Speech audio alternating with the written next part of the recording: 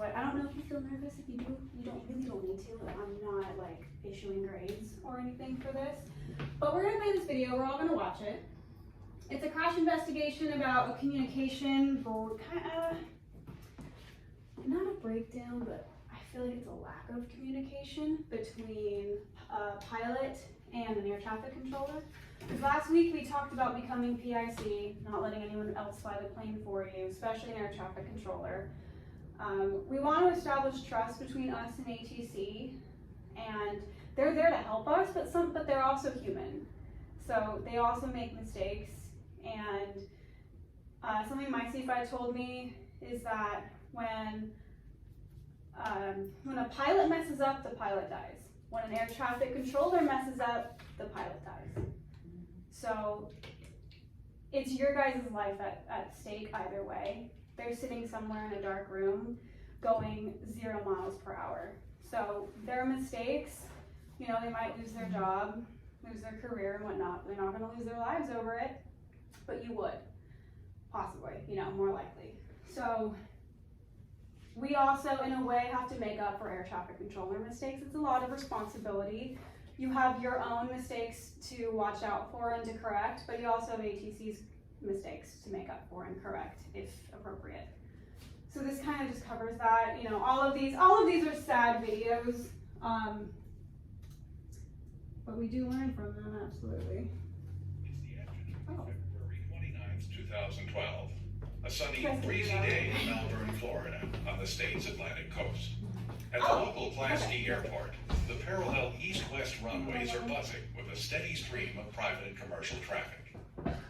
Shortly before 5 p.m., November 544 Sierra Romeo, a Cirrus SR-22 based on the field, is a few miles south of the airport, inbound for landing.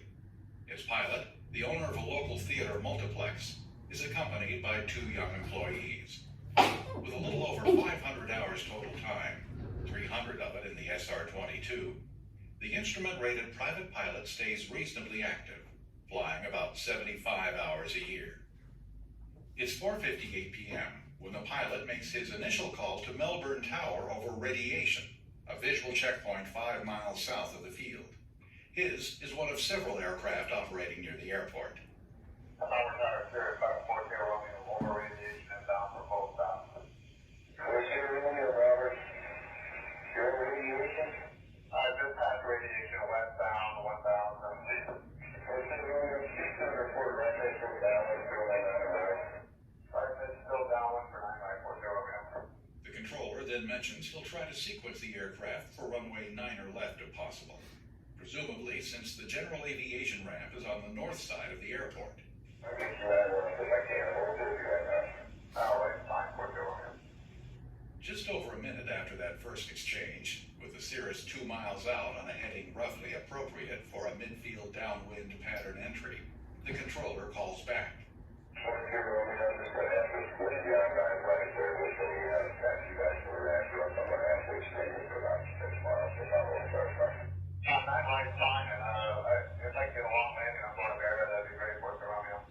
With the news that the pilot is headed for Bay Air, which is on the east end of the airport and actually closer to 9 or right given a long landing, the controller seems glad that the matter of runway selection has been resolved.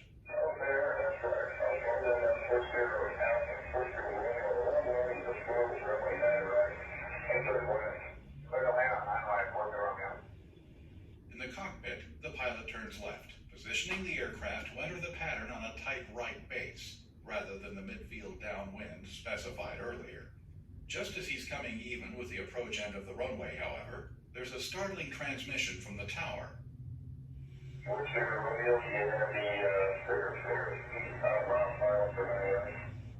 Unbeknownst to the pilot, another Cirrus, this one flown by an instructor and student, has been on a straight-in approach to 9 or right the whole time. I'm on a real short base for 9 right to land now, 40 Romeo.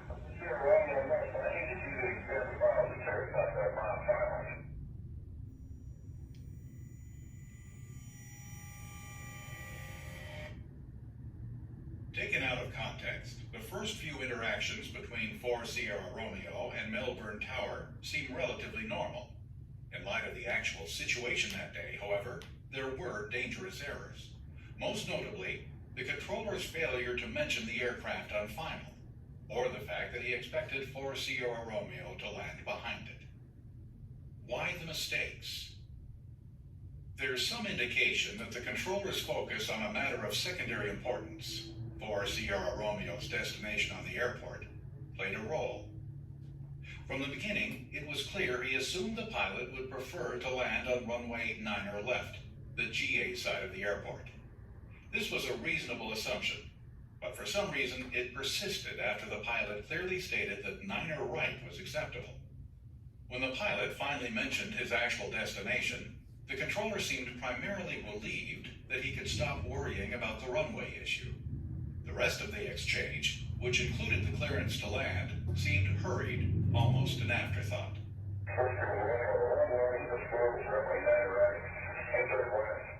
Later, the controller would state that he felt it unnecessary to specify a landing sequence, because aircraft like 4 Sierra Romeo typically turned base a mile or more from the end of the runway, and because he hadn't cleared it for a short approach.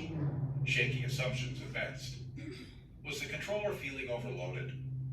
Only 2 controllers were on duty that afternoon, one handling tower and one handling ground.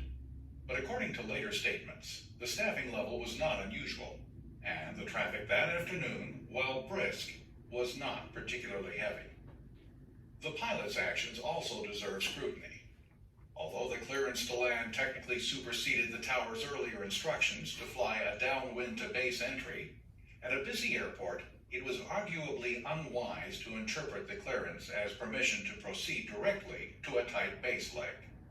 Given the vagaries of the situation, a call for clarification would have been entirely appropriate. In addition, despite the controller's failure to point it out, the pilot could have been aware of the traffic on final. The other aircraft was cleared to land on runway 9er right well after 4 Sierra Romeo started listening to tower frequency. And as every primary student learns, it's a good practice to visually clear final approach, tower or no tower. Finally, it's worth noting that Melbourne was the pilot's home airport. There's no way to be sure, but given the issues just discussed, it seems likely that a degree of complacency had set in. Familiarity breeds contempt, a dangerous thing around airplanes.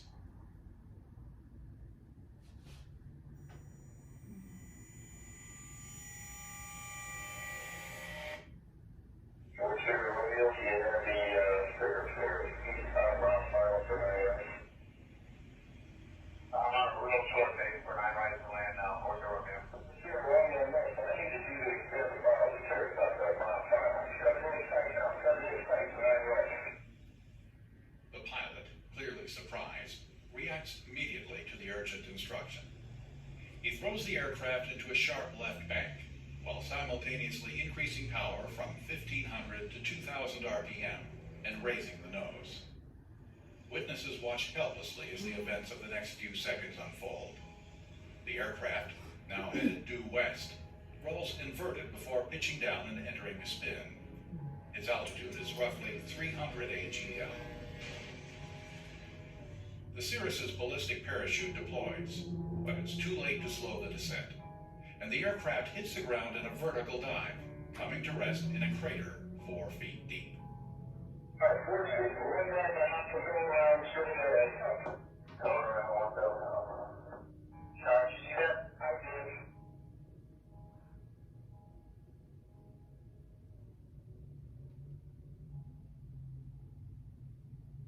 At the time of the accident, the aircraft was calculated to be only 31 pounds below max gross weight.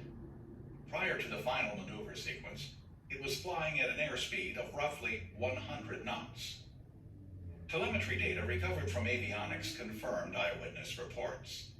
By aggressively banking left while raising the nose and increasing power, in other words, by raising the angle of attack while bringing strong left-hand turning tendencies into play, the pilot put the aircraft in a classic pre-spin situation. With its stall speed already on the high side of normal because of the high gross weight, and perhaps as much as 50% higher than that due to the increased wing loading caused by the abrupt maneuver, there was no margin for error. But if the causes of the spin are straightforward, the other circumstances are less so. Why did the pilot respond so aggressively? And why did he turn left rather than right? As one witness, the captain of a Delta Airlines flight waiting to depart runway 9 right put it, "I was astonished at such a hot dog maneuver anywhere outside of an air show, as he was very low and must have been at least 60 degrees of bank. It just made no sense for him to be turning that aggressively and in the opposite direction of traffic." Sure, Romeo, next, I need you to expand the file of the church outside mile 5. Shut really tight now. Shut really tight to 9 right. We'll never know for certain, but perhaps, based on the urgency in the controller's voice, the pilot imagined the traffic to be so close that a left turn would have taken him more quickly away from danger. In the moment, for example, he may have thought he was overtaking the other aircraft from above and behind. It's also possible, given the controller's statement about extending downwind to follow the other aircraft, that the pilot was attempting to fix the situation by turning outbound, trying to get back to the downwind leg so that the other aircraft could land first. Whatever the case, there's one indisputable fact. The actual positions of the aircraft did not merit a panic response. The aircraft on final was a mile away and 300 feet below the accident aircraft when the tower first mentioned its presence, and still a half-mile away with the traffic in sight at the time of the fatal spin. Given that, it's interesting to contemplate alternatives. Rather than giving hurried, confusing instructions to 4 Sierra Romeo, the controller could simply have told the other aircraft to go around. Arguments about who was wrong and who should have done what could have waited until both aircraft were safely on the ground.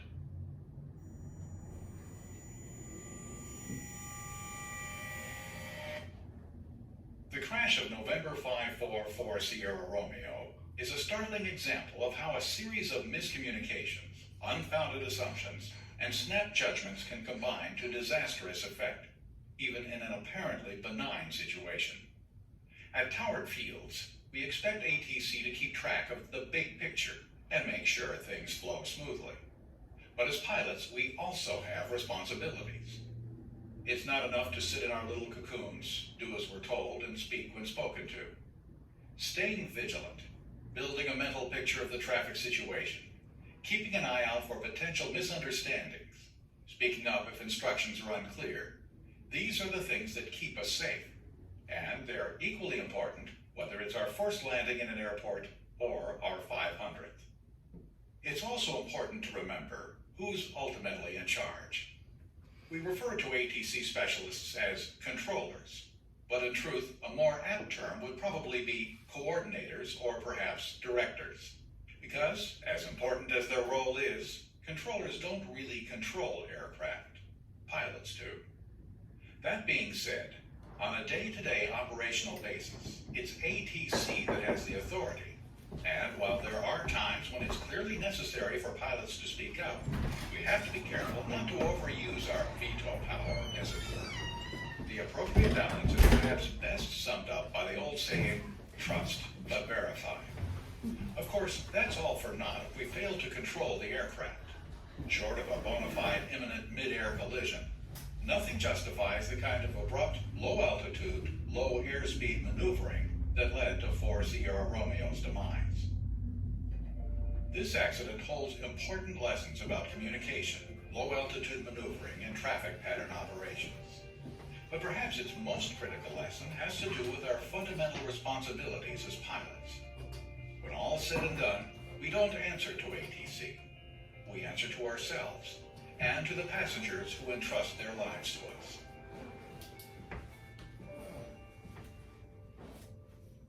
On that note. Was there any way he could have recovered from that spin? That spin, 300 feet, probably not. Just to be fair, unfortunately. That's why when we teach stalls, specifically for private pilot, we are teaching stall recoveries and how to conduct a stall properly, because all a spin is an uncoordinated stall. So for private pilot, learning how to get out of a spin is not required. You're required to know spin awareness, and you're required to know the theory behind recovering out of a spin. but for your training, you never actually have to do a spin or recover from a spin. Unfortunately, the 150, we're not allowed to do intentional spins. There's an airworthiness directive about it, so we're not allowed to do that. That being said, if you ever have the opportunity to get spin training, I would do it. Usually you can do practice spins in like an Cessna 172 as long as it's below the utility weight. For example, at Sky Trails at Auburn, we have Cessnas that we're allowed to do spins in as long as we're 2,200 pounds or less. The max gross weight's 25, so we have to be below that.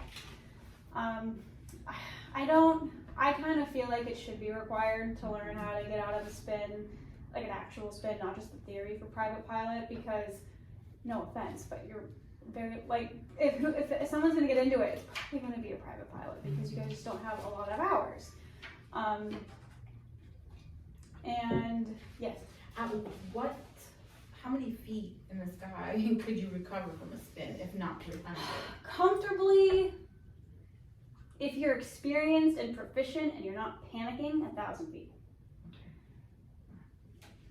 But that's like, if I were to do it, I was planning on doing a spin and I was planning on recovering from the spin in an aircraft I was familiar with and I was proficient in spin training, yeah, I could do it 1,000 feet. Mm-hmm. But we're talking about someone who's panicking, someone who's nervous, someone who made an abrupt maneuver, wasn't trying to get into a spin. 300 feet, he had no chance, really. If you get your commercial certificate, you're required to do spin training. So with the commercial certificate, I believe, I don't know off the top of my head, but I believe you have to perform the maneuver to where you could recover at least 1,500 feet above the ground. So if you started at 3,000, you need to be able to recover in 1,500 feet. So that by the time you recover, you're at 1,500 AGL. Whenever I did spin training for my commercial, my instructor didn't do it lower than 6,000. Yeah. So you know what? Yeah. Right.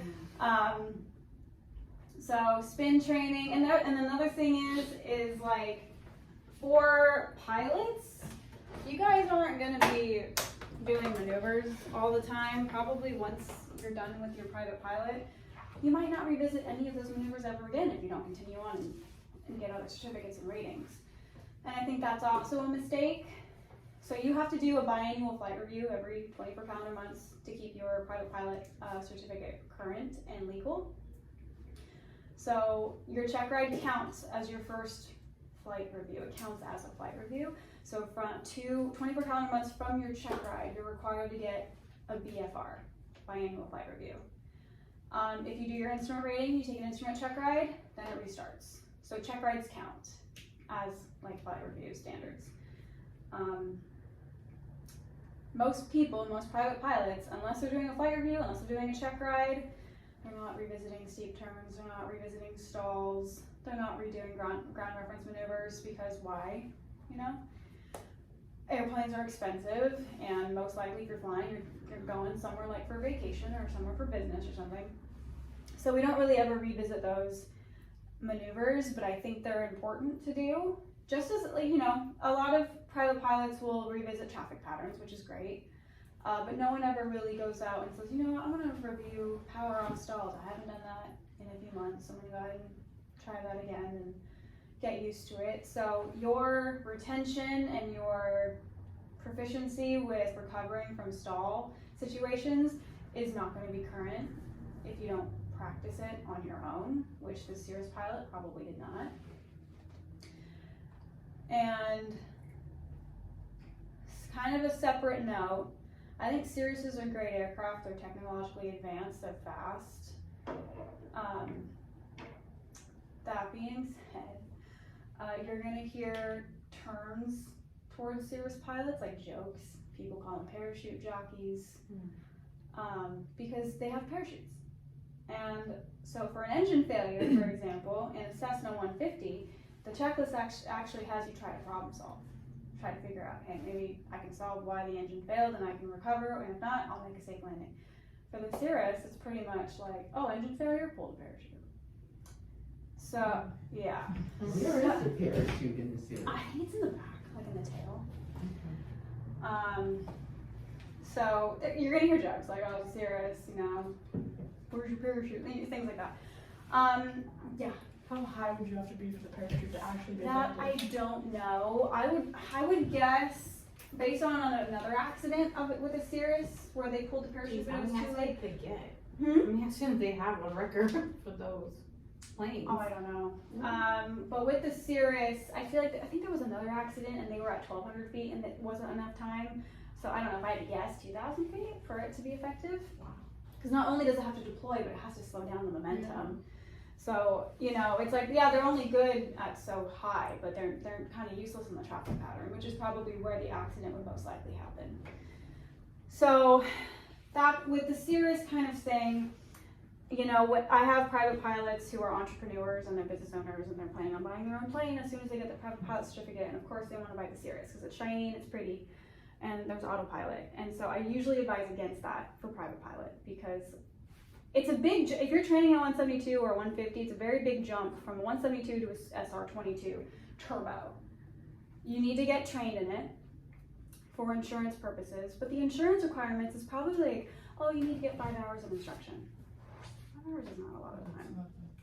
That's like maybe 2. You could get it on one flight if you do a long cross country, but it's probably like 2 or 3 flights. Just think about how it takes for you guys to get used to the Cessna 150. You know, it takes more than 5 hours for you guys to be comfortable to land on your own. That being said, if you're buying an aircraft, obviously you're at a higher baseline, but still you're learning from a 150 all the way now to a turbo. I advise against any of my students who buy a plane. I'm like, hey, buy a 182. Start off small. If you're in a 172, a 182 is not a big jump. It's just a little bit bigger and it's a little bit faster, but it's really easy to transition because everything's kind of in the same place. But jumping from 150 to a Cirrus, I'm like, hell no. If you're gonna get a Cirrus or a plane in that category, I would say get 250 hours first. Then go up with the CFI and go beyond the insurance requirement. The insurance is like, oh, you need 5 hours. Get at least 10 hours. Get very comfortable, especially with landings and especially with the emergency procedures. In a Cirrus, it's apparently not that long because they just tell you to pull the parachute. So I've never flown a Cirrus, so I can't tell you like what to know about it other than I just think it alleviates a lot of the problem solving for the pilot, and I don't think that's a good thing. So that's my tangent about Cirruses. I'm sure if someone was here who flew a Cirrus, I'd offend them, but yeah. How would you recover from a stall? From a stall, what's happening is the wings are not generating enough lift anymore because there's something called the critical angle of attack. So usually, you know, at a given power setting, you're flying along like this. If you exceed the critical angle of attack, let's say you're here normally, and the critical angle of attack is right here. It's about 17 degrees-ish pitch up at certain airspeeds. So in the 150, I think the stall speed with no banking is like 40 miles per hour or something. So if you're at that angle of attack at 40 miles per hour, then the plane will stall. As the plane weighs more, that speed will change. When you put flaps in, that speed will change. But basically, let's say you're on takeoff, kind of like in this Cirrus situation. The Cirrus pitched up way too fast, way too abruptly, and was too slow. So it was at that angle of attack and at that slow airspeed. The wings can't generate enough airflow because what's happening with the airflow over the wing is it's becoming turbulent. So you need smooth airflow over the wings for them to generate lift. When it becomes turbulent, it starts to separate from the wing. So the air is literally separating from the wing. And the wings are still generating lift, but not enough. And these planes are built to fly aerodynamically. So the plane will recover itself, and what it'll do is it'll drop the nose, with or without your input. If you're holding the yoke back, you'll start to feel a little bit of a shake of the plane because it's that turbulent airflow. And then you'll literally just see the nose drop by itself. Because the plane is like, I need more air over my wings, so I'll just pitch down by myself and I'll speed up and get that airflow back. And if you have enough altitude, the plane will recover itself from a stall. But we teach stall recovery because if you stall in the traffic pattern, there's not enough altitude for the plane to recover by itself, so you have to be aware of doing it. So to answer your question on how to recover from stalls, first thing you do is push down. You have to get airflow back over the wings for it to generate enough lift again. So you first push down, make sure that your airspeed builds back up, you get more airflow, and then you add full power and you pull back up. It kind of depends on the stall that you're doing. For both power off and power on, you would just add full power after pushing down.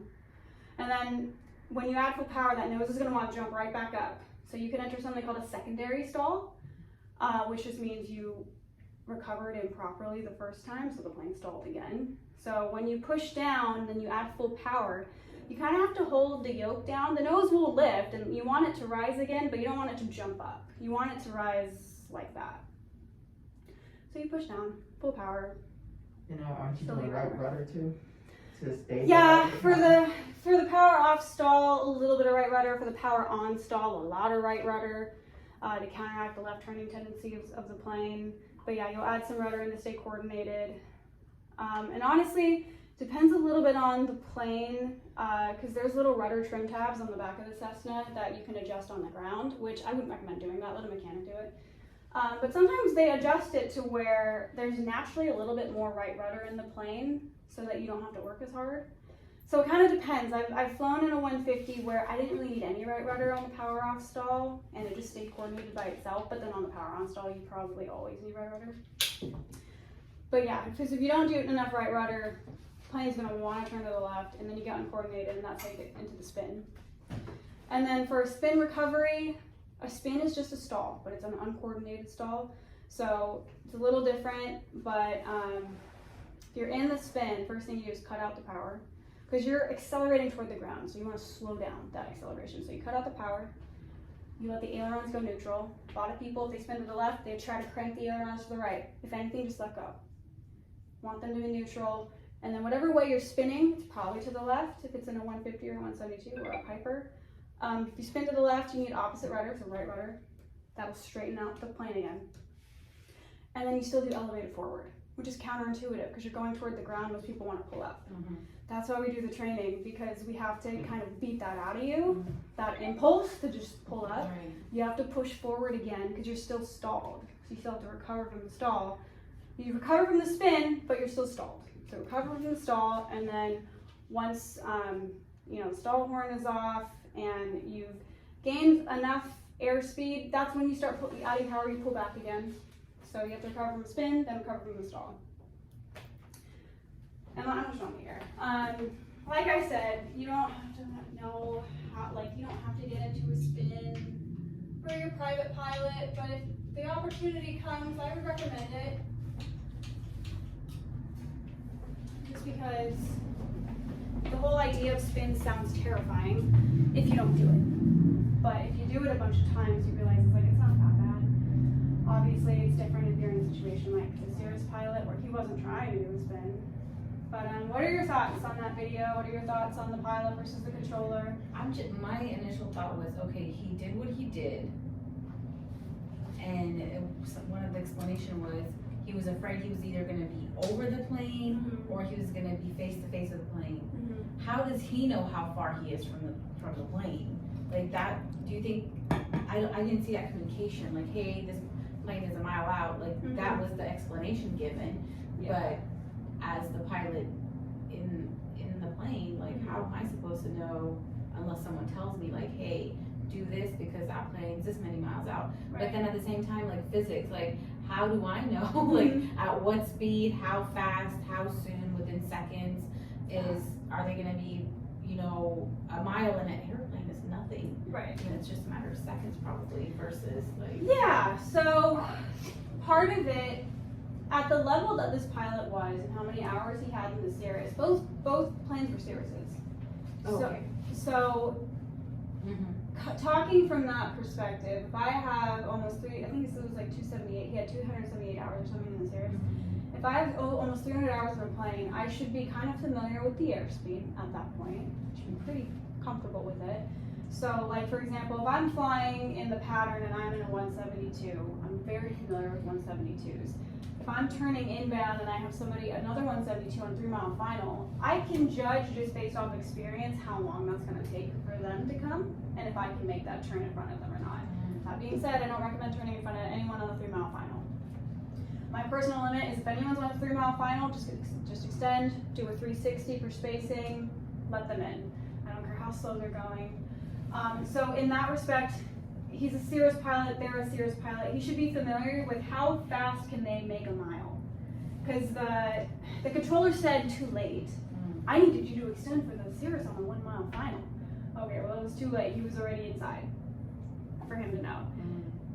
Part of it is the pilot should have been looking out, but the pilot got complacent because he's used to that airport, and I'm on a Tower Airport. It's their job to keep me safe. No, it's your job to keep you safe. So both pilots could have technically could have seen each other if they looked out. Yes, I would say the one who was on a straight-in had a better chance of seeing the pilot turn inside.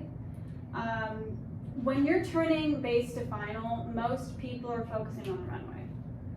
But when you're doing this, so like if the runway is here and this is your base leg, you're turning final. So if you're here, I always tell students clear both directions because people sneak in on a final all the time without communicating at a non-towered airport. Obviously they can't not communicate if it's towered, but in this case the tower forgot to tell him, hey, you got someone on a to remind him, you got someone on a 3 mile final, I need you to extend. So he didn't clarify and confirm, neither did the pilot.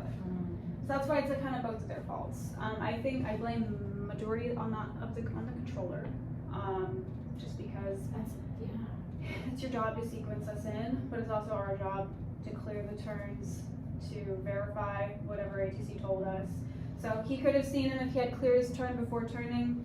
The one on the final could have seen them if they were looking out, which I would have seen each other. They could have seen each other, especially within a mile of each other.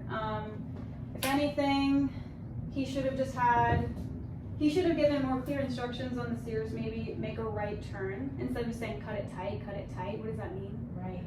Turn right, and then I would have had this guy go around. Or I would have had this guy do a 360. Right. Just turn around, do a quick circle for spacing. I think the controller focused too much on one pilot. He completely forgot about the other one. This one would have been easier to manipulate. Hey, just make a right 360, sorry. I got somebody cut you off. And then y'all can argue about it on the ground. But at least you're all alive. So I think that's probably what I would have done, is I would have had the Cirrus on the final just do a 360 and just circle for a second and then come in. Yeah, so if this is the runway, he's coming into the runway, I would have had him do a 360 to the left or right, I don't know that area, but then that means he would have just turned out and turned around and then lined back up. And by that time, the other guy was probably going to be on the ground anyway. Yeah, it didn't make sense to make a left, to go in the direction of the No, plane. yeah, that was a hard one. I don't understand the mentality of turning left either, but I think what the video was saying is that he turned left because, I would think he turned left because originally he was supposed to extend. So he thought, oh shoot, I'll just go ahead and turn left and extend the down then, like he wanted me to. But he did, I don't know why he did it so aggressively. And part of that could just be because he panicked, because the controller sounded panicked. So it's hard, neither of those voices should have sounded panicked. Agent controller is supposed to be under control, and then pilot's supposed to be calm in those situations. It's tough, yeah, all of these situations are tough. I feel like that's why they cover them, because there's so many different players in all of these accidents. It's like, well, who do we blame? And it's like, well, we don't really try not to blame anybody. We try to say that was their responsibility, they neglected. And again, it's easy for me to say, oh, this is what I would have done. Right. But I was in that situation. I'm not an air traffic controller. I don't know what else was going on at the airport. Or even in the airplane. Yeah. What else was, Yeah. he was flying with 2 other coworkers. Yeah, I think what could have also happened is the pilot could have clarified more over the comms and so wait, did you want me to extend the down? You cleared me to land, did you still want me to extend? Because if you're cleared to land, usually that supersedes anything else that you were told to do. And in that respect, that made sense to me. I was like, oh yeah, I would kind of assume he wanted me to cut in too. But the difference is I'm pretty comfortable clarifying and confirming anything. I don't have an ego about second guessing anything agency says, because they told me to do improper things before. And as a pilot, you can always say unable. If they're telling you how to fly your plane, cut it in tight. If you're not comfortable, unable. I've seen a few YouTube, I don't know what it is, but maybe my phone's listening, but a few of those clips come through Yeah. where the pilot is arguing with the controller. And it's Oh, like, yeah, no, I this see is my those all the plane. time. I was like, is that even professional? But now seeing that, I'm like, okay, I respect the pilot. Yeah, right, like, Figure okay, out now if I understand. okay. Yeah, and you know, there's a professional way of doing it. Right. Of course, you know, some of those videos, I'm like, okay, relax. And some of the videos, ATC's in the right, but in this case, no. Their pilot could have clarified, could have queried the controller, and the controller just was not paying attention that he had two airplanes on a converging path. So, unfortunately, like I said earlier, ATC makes a mistake, pilot dies. So, you just have to remember that whenever you're dealing with ATC. Like, they're great, and they go through a lot of training, and most of them are great at their jobs, otherwise they wouldn't be doing it. But we all make mistakes once in a while, and unfortunately, pilots are the ones that pay for it. So, yeah, so it's kind of like with the whole PIC mindset thing. You're in command of your airplane, not the controller. You're in command of how you fly the plane. You're in command of communications with ATC. If there's something that you don't quite understand, ask. You know, they can't get mad at you for asking. And one time I had an air traffic controller question my go-around decision. It wasn't actually mine, it was my students. But they cleared us to land when there was still someone on the runway, which is legal. They could do that at a towered airport. At a non-towered, don't do that. But at a towered airport, they can clear someone to land when someone else is still on the runway, provided that there's enough separation. He did that. My student wasn't comfortable with it. And I was like, okay, well, what would you do if I wasn't here? She was like, I would go around. I was like, okay, go around. I'm not going to tell you what you can't do, because at that point she was already post-solo. So she went around, and I just let ATC know for her. I was like, we're going to go ahead and go around. We'll re-enter the traffic pattern, if able. And he was like, what do you mean you're going to go around? Why are you going to go around? I provided you enough separation. And I was like, yes, you did, but we're going to go around. My student made the decision, and I'm going to respect that. We'd like to re-enter the traffic pattern. And then he let us go back in the traffic pattern. We landed, and then he apologized. And he was like, it was in 329er. He was like, 329er, I want to apologize for questioning your go-around decision. That was not my place. And I was like, yeah! No. But I was like, I was cool about it. But he doesn't know the situation. I'm with a student, and if I start questioning the student's go-around decisions, then they're not going to be confident, and then they might not make a go-around decision when they should have. So like, I'm not going to ever question a go-around decision. I'm like, if that's what you would do if I wasn't here, I respect that. You can always go around, and I preach that all the time. So if you make a go-around decision, I might not agree with it, or I'm like, nah, you could save it. I'm not going to say that. I'm not going to speak up. I'm just going to be like, okay, then go around. As long as you execute it correctly, you know, I can't be mad at you. Nor should your CFI, whoever you're flying with. And don't let an air traffic controller question you, especially on a go-around decision. There could have been something else on the runway that we saw that he didn't as well. So, but he checked himself. I didn't have to say anything. I wasn't mad. So that being said, that's kind of what PIC means. Have you had any emergency experience? Nothing that required me to like get ready to land somewhere off an airport. I've had alternator failures, which if an alternator fails, you still have the battery for about 20 minutes. Depends on how old the battery is. So between like 20 to 30 minutes, you'll have the battery, and then after the battery goes, you lose all your electrical power, except for the engine. The engine generates its own electricity, so you still have the engine. So I've had a couple alternator failures. I've always made it back to the airport though with electricity. So thankfully lothing that required me to declare or anything like that. I just had a lot of malfunctions, like malfunction altimeter, lost comms, stuff like that, you know, I don't know. I don't want to say, oh, it's not a big deal. But nothing, I didn't have to declare, and I wasn't worried that I was like gonna die or anything. It was just like, God damn it, like, alright. And then you just kind of like, for an alternator failure, I'm like, okay, let me remind myself what an electrical failure, what happens, and like, just knowing what I'm gonna lose if that happens. But I don't really care what I'm gonna lose as long as I don't lose the engine. So I'm like, if I got the engine, I'm good. You know, I'll deal with the paperwork later if I like cut someone off on accident because I couldn't talk. But I think I had like 3 alternator failures. I think all of them were out of Auburn. So, question. Yeah. You lose electricity. You're not able to communicate with the tower. So how do you do that? So if you're going to a towered airport under a lost comm situation, you're gonna squawk on the transponder 7600.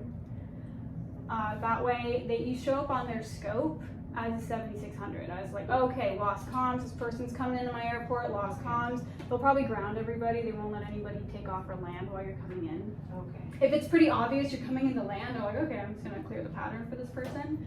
And then they'll use light gun signals to clear you to land. So if you see a steady green from the tower, that means you're clear to land. If you see like a flashing green, I think that means you can enter the pattern and then return to land. If you see red, don't land. But I would transmit anyway. I would transmit to the tower, even if maybe I can't hear them, but they can hear me. Mm-hmm. So I would just transmit into the blind, just in case by some chance someone's hearing me. And then I would overfly the airport first, just to make sure no one's in the traffic pattern. And if there are people in the traffic pattern, I can sequence myself in. So I would overfly the airport, 500 to 1,000 feet before entering the traffic pattern. And as I'm in the traffic pattern, if I'm like on a downwind, for example, I'd rock my wings, because that is a universal sign that, hey, I have no radio. So if you rock your wings, tower's like, okay, yep, you got no radio. They'll hopefully clear you to land with a light gun signal. But yeah, that's how you would do it at a towered airport. At a non-towered airport, legally you don't have to talk at a non-towered airport anyway, but you should always do that. So I would pretty much do the same thing, as I would overfly the airport, see who's in the traffic pattern. Because the difference is no one's looking for me like on their scope, and no one's clearing the area for me. Mm-hmm. So at this point, you just, see who's in the traffic pattern, if anybody. Sequence yourself in behind someone. You could rock your wings, someone might see it. And someone might see it on the ground. And I've had it happen before where somebody did rock their wings in the pattern, and then somebody else on the ground in another airplane who happened to also see it, they radioed everybody. They were like, Auburn traffic, be advised, I think we have a Nordo on the left downwind for 25. So Nordo means no radio. You never know who's watching, so you might as well do everything you can. And also transmit into the blind. So like, hey, I have lost comms, but if you can hear me, I'm entering a left downwind for runway 25 or whatever. But yeah, non-towered versus towered. I would, you definitely want to fly to an airport that has a maintenance shop. So Auburn has maintenance, McClellan has maintenance available. It's not a bad idea to go to a towered airport, that way you have someone who's watching out for you anyway. If I would go to a towered airport, I would go to Mather, because it's usually less busy over there. And they also have mechanics over there. If you're able to, if you have service on ForeFlight or on other apps, NorCal has a phone number, and depends on where you're at, but the phone number would be listed like under the airport information. You could call them on your phone if you have service and be like, I'm a no radio aircraft, this is my cell number, here's my location, I need to land at Mather. Can you let them know? And then they'll coordinate for you. If I were going into McClellan, I would call the Jet Center.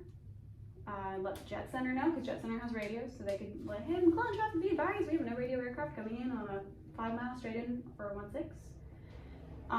So it's not a towered airport, but it's like kind of the same, level of someone looking out for you. So those are also kind of out of the box ideas. But yeah. Cool. Make sense? Yeah. Yeah, lost comms is like, it's more of a major inconvenience than an emergency. So I say that, not for you to take it lightly, but so you don't panic if it happens. Okay, that being said, we're gonna jump into these questions I have for you. I'm first gonna kind of go over like pilot qualifications. Again, it's open book, it's open note. You guys, I want you to talk to each other, and then in terms of providing me an answer, I don't know, you can choose like a designated speaker. Maybe somebody has a really good answer, be like, okay, you say it. Doesn't have to be like one person the whole time. Okay, let's say you're planning a cross-country flight to visit a friend. Let's say you're planning to go to Monterey. And before your departure, you check your logbook and you discover that your last flight review, or maybe your private pilot check ride, was 26 months ago. What steps must you take to ensure that you meet the certification requirements for your flight and to act as PIC? Discuss. We need to get a check like that. You need to get a flight review. Yeah. Before you go. Is that it? You can all chat. It's another like sneaky combine all these names. It's like, it's 2 months. Was it 2 months over? What do you guys think?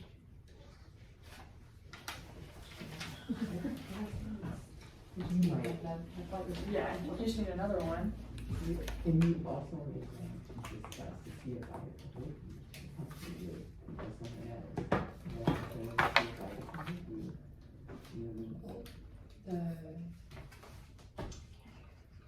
The certified, what could be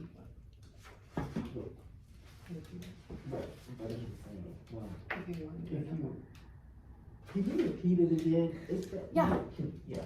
So you're planning this cross-country flight, right? You're going to Monterey with a friend, and you're looking at your logbook because you're just, maybe you're confirming that you're current in the airplane. So you're current in the airplane, but your last flight review, or your private pilot check ride, will say your private pilot check ride was 26 months ago. So what do you need to do to make sure that you're legally able to act as PIC for this flight? You need to get a flight review. Just before go you to go. the farm. You need to go get a flight review, or I feel like I heard Sandra say maybe a CFI is available to go with you. I would say the CFI is available to go with me. That's totally fine too. Hey, do you mind providing me a flight review on our way to Monterey and then on the way back? So I mean, your trip just got more expensive, but yeah, you can totally do that. The CFI, CFI is legal to act as PIC. So, yep. Otherwise, you have to get another flight review. You can't go to Monterey yet. Unless your friend happens to be a pilot who's current, then you guys can go together. Okay, so during this weekend trip, your friend asks if you can take them up for a quick flight over a nearby scenic area. So you're in Monterey, and your friend is like, hey, do you mind flying us over to Salinas to check out, I don't know what's over there, just to check out the views over near Salinas. I'll pay for half the fuel. Not allowed. You can't. Why not? They can't choose the destination that we're Correct. All right, you hold a third-class medical certificate that was issued 48 months ago. I'm assuming, are you all under 40? Let's pretend you're all under 40. You're planning a flight and you're going to be PIC for it. So is your third-class medical still valid for this flight?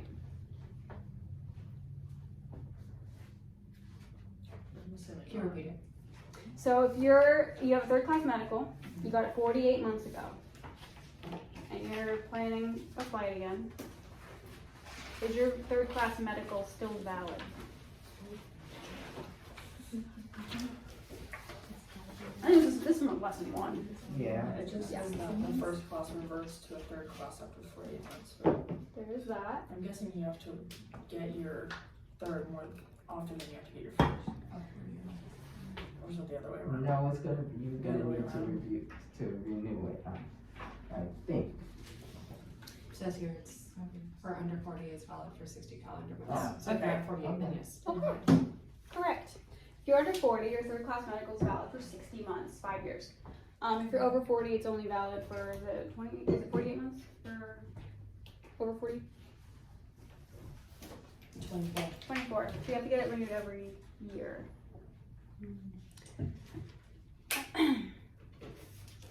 So the answer is yes, your medical's still valid. Okay, so you're preparing for a flight and you're conducting a pre-flight check when you realize you left your pilot certificate and logbook at home. You're a private pilot. Can't go. You need your certificate. you need the 4 things to be able to. Do you need your logbook as a private pilot? Yes. I don't think so. No, you I don't. thought you had your logbook, your As a student, ID. because you can have your iPad and like have like a digital one now, but you don't even need that. Seems to be disagreement. I thought you had 4 things, I I think thought it as a was. student, No, it's it's air, that's why it has to be in the airplane, Oh. but for you to fly it, so then you need all these things. So you're already a private pilot. Okay. so you don't. Correct. Yeah. As a private pilot, you don't need your logbook anymore. As a student, you do. Student solo, you need your logbook because it has the endorsements in there. Private pilot, you've already been blessed to go fly by yourself. You actually don't want to carry it, right? That's Yeah, I wouldn't carry it. Yeah, I don't recommend carrying it. Why? If you get lost, if you get stolen, leave it at home somewhere safe. it's like your social security card. That's how it costs. So like you don't want to take it everywhere. Yeah, you don't want to take it anywhere. No one's gonna steal your identity if they find it, but that would be a real bummer because all your hours are in there. You know, and I also tell people do the paper logbook, also do a digital logbook, whether it's on an app or whether it's on a Google spreadsheet. Keep track. Oh, can I ask a question about the hours? Yeah. If you only have like the digital or the digital logbook, Mm-hmm. and if you like wanted to have like a paper form but can't reach your instructor, can you get like digital, like can you print those out or no? Like so a digital logbook, yes, you can print it out. Are you asking Like like? if you're not in reach of your like CFI, whoever sign it anymore. And you need a signature? Well, if you just wanted like the paper copy of them, or do you just lose the hours?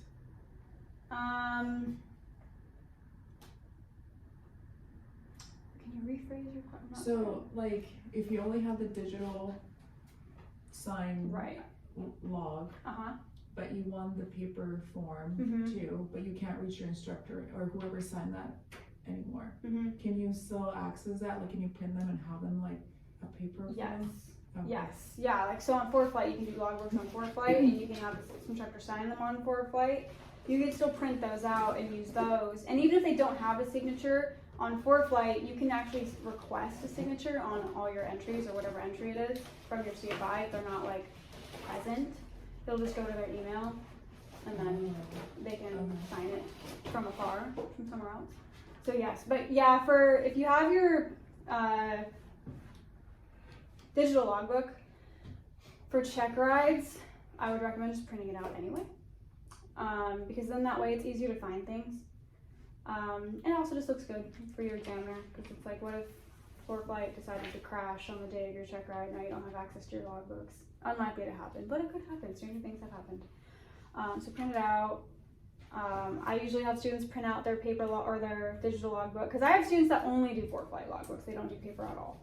So I'll sign it digitally on ForeFlight. If I forgot to do the entry, forgot to sign it, they'll send me a request and I'll respond to the request and sign it from my home.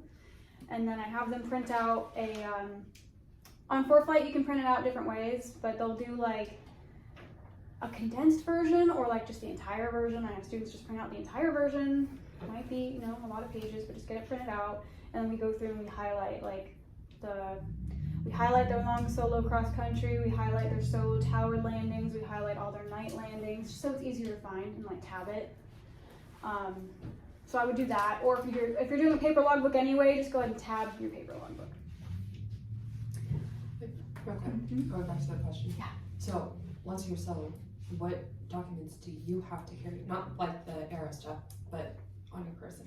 So if you're a solo student, you're going on your solo, or Not student anymore. You Private you have pilot. your private pilot. if you have your private pilot, you need your government issued ID, you need your pilot certificate, and you need your medical. So you recently gotten your basic med, you're under 40 years old and you've had your private pilot certificate for a while and you just got your multi-engine add-on, congratulations. Now you want to upgrade and get checked out in bigger planes. The specific plane you want to get checked out in is a Cessna 421. That is a up to 7 occupant twin engine. So you're private pilot, you got your multi-engine add-on. So you're legal to get checked out in the 421, in theory, but you have your basic med.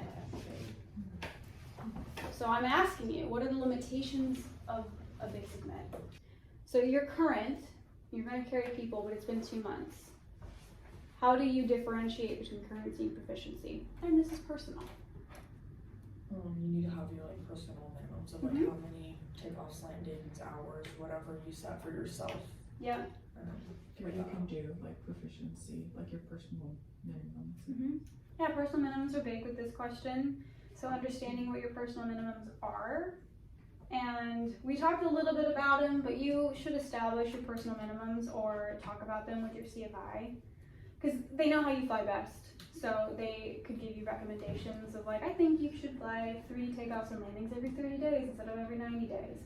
And that could be your personal minimum. So in this case, if you hadn't flown in 2 months, you personally would not feel proficient, maybe. I don't know. You'd be current, but you're not proficient. So what would you personally do? What are your ideas? Like, how would you go about trying to get this flight to continue? You still want to do the flight. You're flying with loved ones, though, and you don't feel proficient. And because you're such a great pilot, you're not going to go up there if you don't feel proficient. So yeah, you can get a CFI. See if the CFI is available, go up in the pattern a couple times, get comfortable again, and then be like, okay, cool, I'm ready to go now. Or you could even go up with like just another pilot who's proficient in that plane, who's comfortable in that plane. How rarely are they available, the CFIs? Like, Just depends, honestly. It doesn't have to be your CFI, right? I mean, Mhm. if you're, Could be if any you already CFI. have your license and then, you know, you pick anybody and say, Yeah. hey, you know, would you be available to fly with me? Yeah. You know, or something I mean, would like they be at the airport? Like, they would be there. You I would mean, probably have to plan it, like Yeah. reach out, Yeah. like say, hey, can we go Plan, yeah, out? like I could see that. You I wanna planning just it, practice a couple rounds, whatever. right, yeah, so plan it, you know, try, like, so if you're planning a big trip, especially with passengers, just know where you're at in your proficiency and be like, you know what, it's been a while. I should try to squeeze a lesson in before this trip and then try to do it that way. And then, yeah, it doesn't have to be your primary CFI, it could be just any other CFI. Okay, so kind of also related to the personal minimums thing, you've been asked to ferry a friend's aircraft. So basically, ferrying means you're just relocating it, like repositioning the plane, which is a model you've never flown before. The flight involves navigating through controlled airspace and using the advanced avionics. What are the risks associated with flying an unfamiliar airplane, and what steps can you take to mitigate these risks? I mean, you're not far off. Yeah. So it's unfamiliar avionics, unfamiliar airplane. Find another pilot who that's their like preferred plane that they're comfortable with. And I would also want to know about the mechanics of the airplane too. Maybe Yeah. I can, you know, get a hold of the manual first, you know, just to see what the avionics are like. Yeah.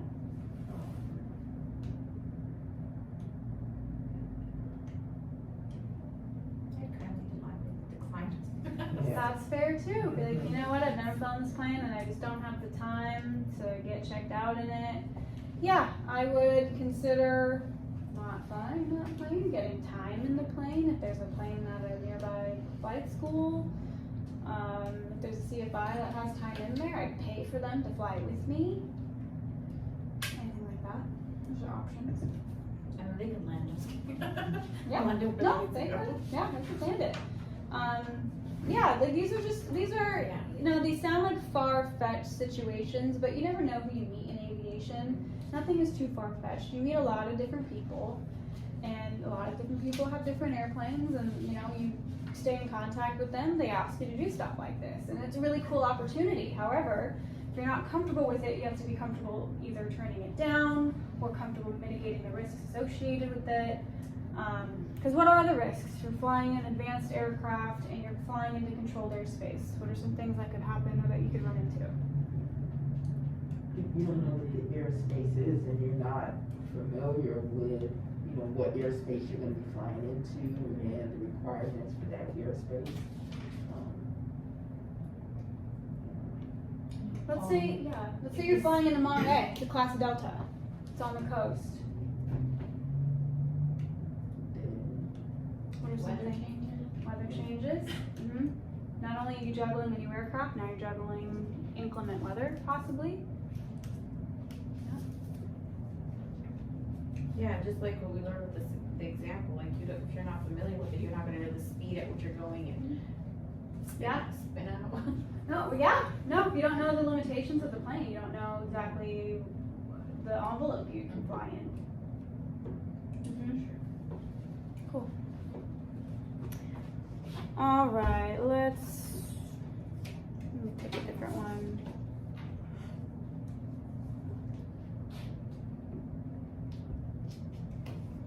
Okay, so you're pre-flighting your plane, and it's a plane you're familiar with, so you're comfortable with it.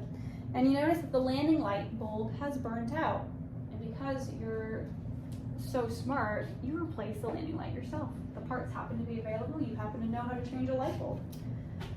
What preventive maintenance are you as a pilot allowed to do? Is that legal? Are you allowed to change the landing light? And also, what are the documentation requirements for this? You have to put it in the, see like just in the binder that's in there? You have to like write it down on like a You list. have to write it down somewhere. Yeah, so you replaced a landing light bulb. Are you allowed to do that as a pilot? And if you are, what are the documentation requirements to make that change airworthy? Simple and minor preservation operations and the replacement of small standard parts not involving complex assembly operations. Do we think a light bulb is complex? No. Probably not. So yes, you can replace the landing light bulb yourself, but how do you have to document it? You have to squawk the item. Sure, you could squawk, say, hey, the landing light bulb was out. So you squawked it. And if you've changed it, then, I mean, it's still operable, so if it wasn't, then you put the in op, but now you've changed it, so it's not, Right. so you wouldn't need that. So it says disconnect forward and open and locks, but I mean, if you're changing it yourself, then you would just log it. You would log it in what? Sure. So this is where you guys learn how to kind of navigate through the regulations a little bit, because it can be intimidating to look through the book, but the book has the answers. And the regulations have the answers for questions like this.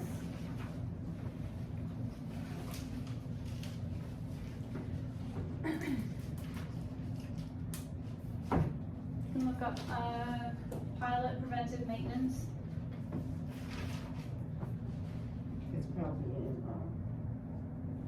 in 14 CFR 543. Goes in the maintenance logs.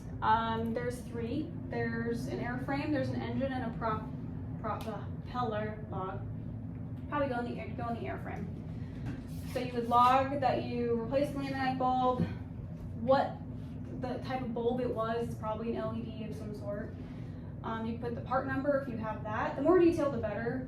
Put the work in, put your name, put your certificate number, put the date, put the tack time that you replaced it. Then you're good to go. So for maintenance, we care about tack time. We don't care about hops. So you don't need to put the hops down. But it has to go in one of the maintenance logs. Okay, now you're preparing for a nighttime VFR flight, and one of the position lights is out. Are you legal to fly? You have to fix it. I don't know. Position light. Or yeah, you need people to be able to see where you are. Okay. What regulation can you look into that would confirm?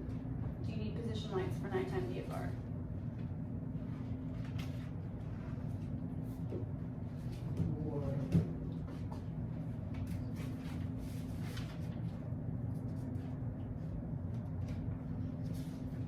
Not any of these. It's some of those that you cannot fly with, it's certain, Correct? yes. So it is certain items that if they're inoperable, you can't fly. Correct. It's important to be familiar with, so the acronym, there's 8 tomato flames, there's flaps, there's grab card. Grab card is for IFR stuff, so don't worry about that one. It's good to know the acronyms for memory items, but I also want you to know where to find them in the regulations. See it. Bar. Hmm? Part 91. It is part 91.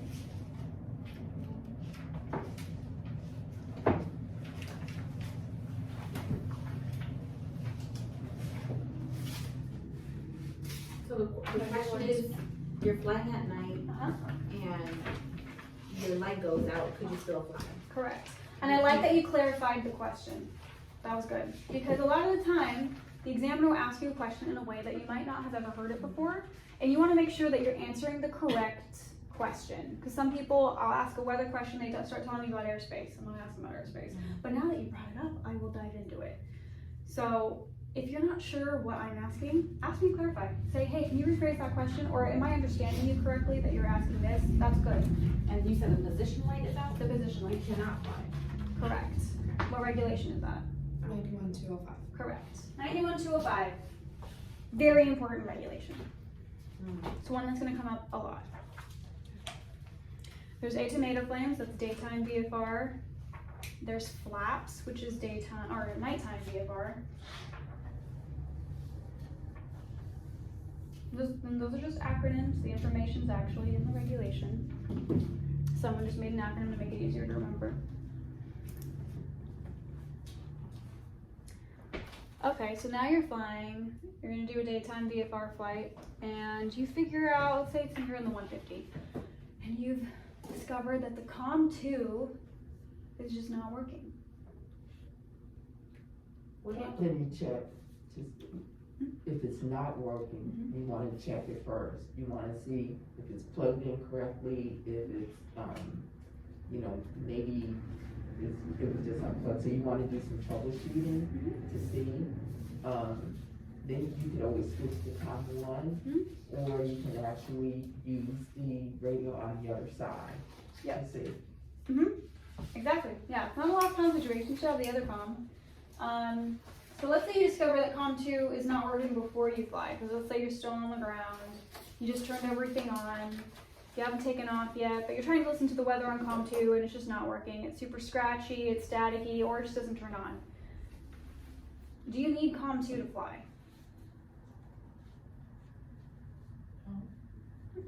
No. No, you do not. But now you have an inoperative component of the plane. What do you have to do to make it airworthy?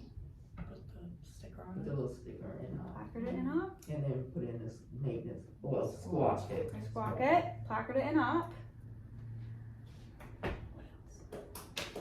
One other major thing. This is connected. Disconnect it. Which is probably like a circuit breaker, or if there's no circuit breaker, just leave it off.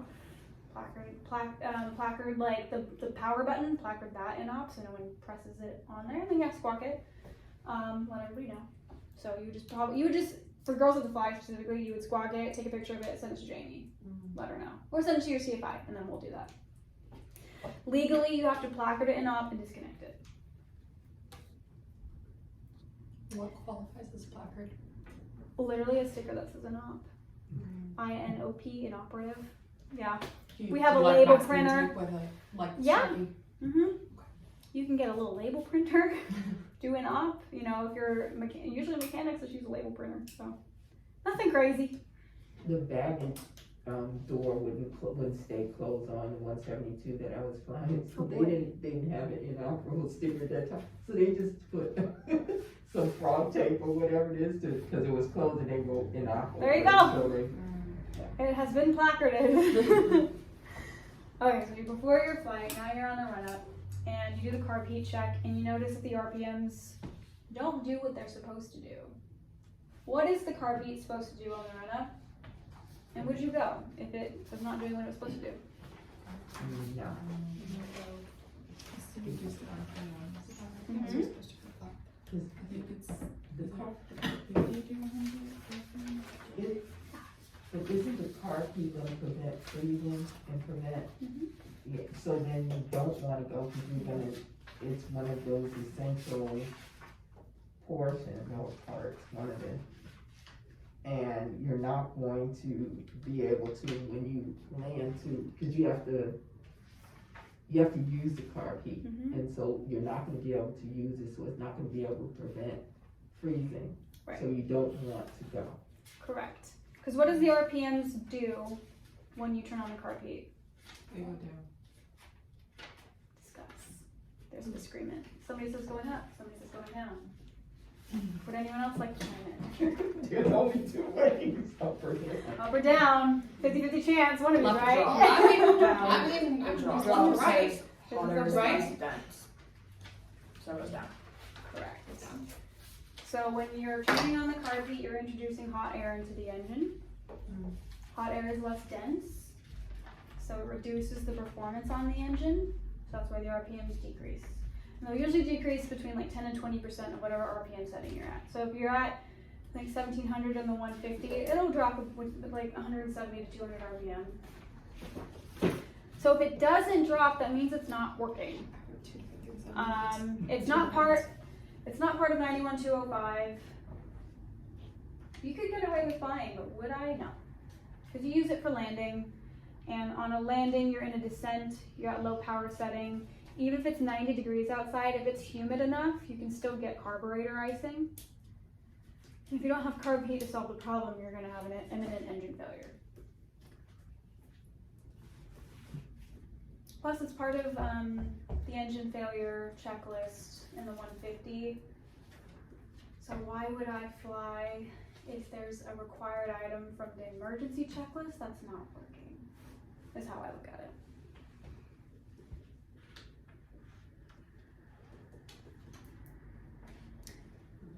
All right. I know you guys aren't necessarily into cross countries yet, but we're going to kind of dive into weather and weather planning. So your departure is scheduled. When I say departure scheduled, I just mean you want to take off early in the morning to go fly to Monterey, but there are thunderstorms, let's say within an hour of your estimated time of arrival, let's say an hour afterwards that you're supposed to be there. What weather products and resources would you use, and how would you mitigate the risk of the flight? Go earlier. I'm gonna use the most up-to-date air,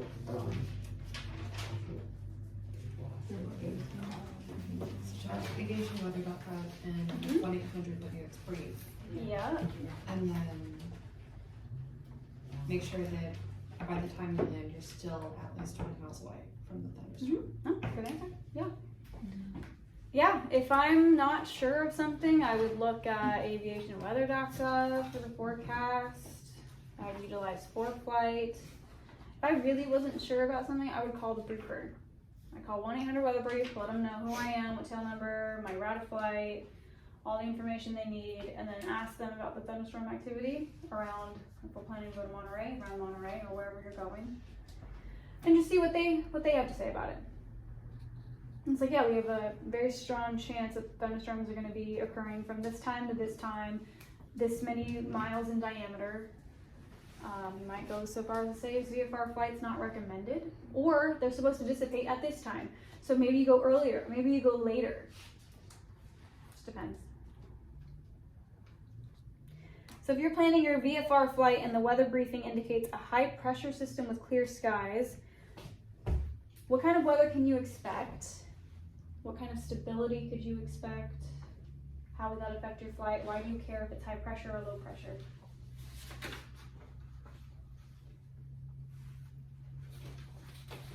It has to do with the performance of the plane.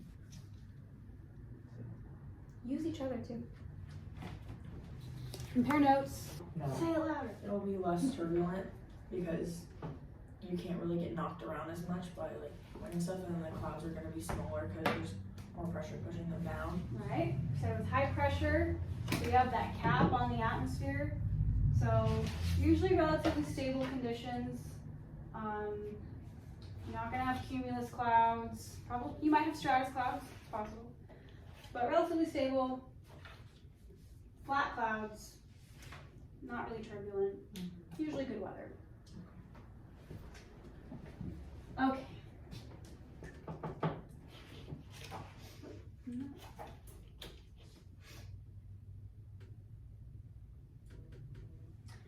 All right, you are now planning a flight to Hayward.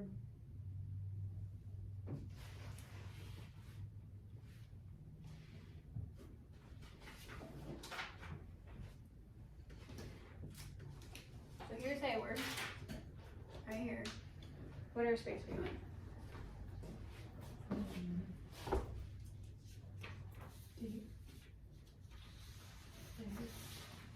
Let's say you're inbound to land at Hayward, so you're at like 900 feet.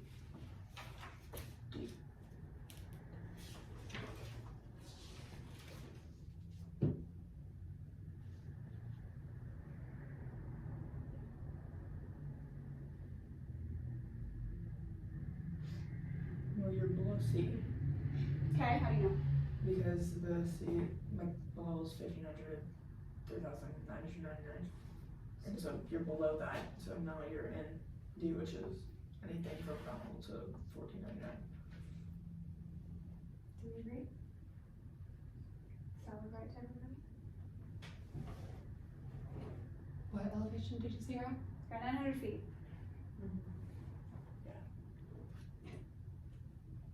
Cool. So what airspace? D. Yes. You are in class Delta. Over top you have a Charlie, and over that you have a Bravo. So it's very complex airspace. Flying anywhere around here, you need to be very familiar with all three.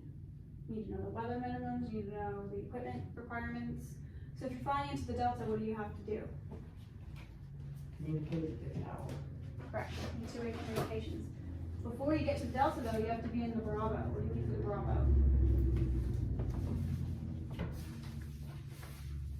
You have to be clear to enter. Correct, and what else do you need? You need a mode CBL. You need a around. mode C what? Transponder. Mm-hmm. You need a mode C transponder ADSB. and ADSB, and you need to be cleared. Correct. Go into the Bravo. What about the Charlie? What if you, I don't know, if you approach from this end, you also cross into the Charlie. What do you need for the Charlie? AGL, 4,000 feet, ADSB, and mode C transponder. Yeah, so ADSB, mode C transponder. Communication, you don't need to hear cleared into the Charlie, but you need to have them say your tail number and say radar contact. So Bravo, ADSB, mode C, cleared into the Bravo. Charlie, mode C, ADSB, Cessna 61329 or radar contact. Into Delta, you just have to be in two-way radio communications. And you have the -15 for the Delta, that means that it goes up to, but not including 1,500 feet. So 1,499, as you said. Does that make sense? Isn't it down at the bottom also? The ground, and it says, Yes. yeah, okay. That's just a layer I have on. I could turn that off. That's not like, that wouldn't be on a normal chart. I just have an Okay. aeronautical layer on there. That makes things easier. But if I turn it off, then it's gone. Then you have to interpret it using that. What the T means is the Charlie starts at 1,500 feet here and goes up to the top of the next airspace. So this goes all the way up until the floor of the Bravo. So 1,500 to 2,100, then it becomes Bravo. Over here, wherever the Bravo starts on this shelf, looks like it's the same one. So from the surface up until 2,100, it's a Charlie. After 2,100 to 10,000, it's a Bravo. So that's how you would interpret it. Okay. So while you're planning your route, you see a magenta dashed line around the airspace. Oh, look, there's one. What airspace is that? What do you need to get into there?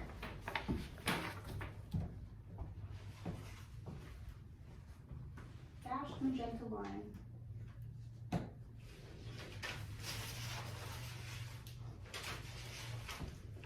Cross echo airspace. Hmm? Cross echo. It is echo, starting from where?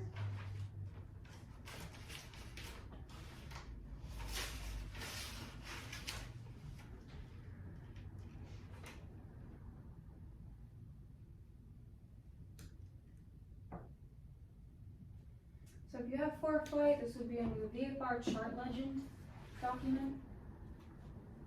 Otherwise, you can Google it. As you said, it is class echo. I'm curious where it starts. 1,200 feet? Below Not 10,000 this one. MSL. 700? That's the fuzzy magenta.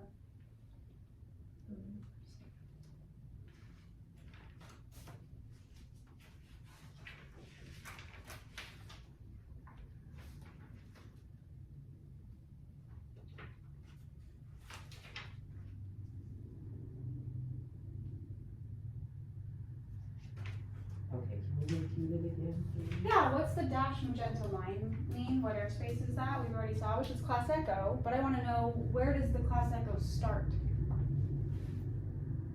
For this one specifically, Yes. 1200? No, not this one. surface. Correct. Dash magenta line, Echo starts at the surface. What do you need to go into an Echo?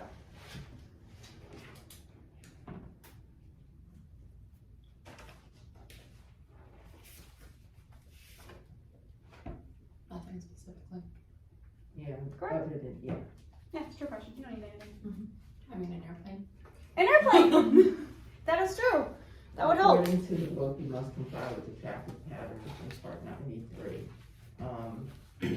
ATC will have jurisdiction over this. Mm-hmm. Communications must be established prior to 4 nautical miles from the airport up to and including 2,500 feet AGL. That's a delta. That's dope. I got it from this. What are you reading? There's no primary airport for an Echo.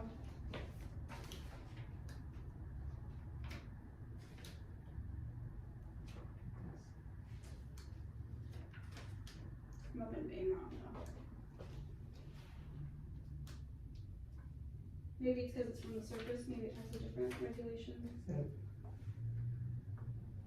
Class C airspace. That's where I got it from.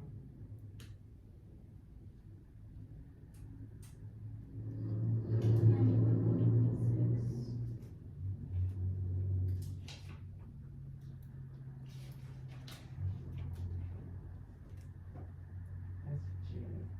But then over here.